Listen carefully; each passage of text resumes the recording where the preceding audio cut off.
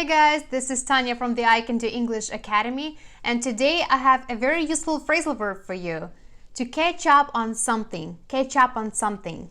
Hey, what are you doing tonight? Do you think maybe you want to I don't know, go out to dinner, catch up on old times? I had come a little early to catch up on my reading. So to catch up on something means to do what needs to be done because you haven't been able to do it until now.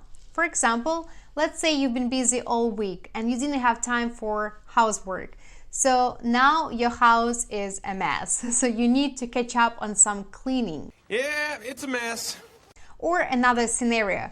Let's say you were sick and you took some time off work and now you're back to work and you are so behind, you have a lot of things to do, so you need to catch up on your work. Look, we got a lot of work to catch up on.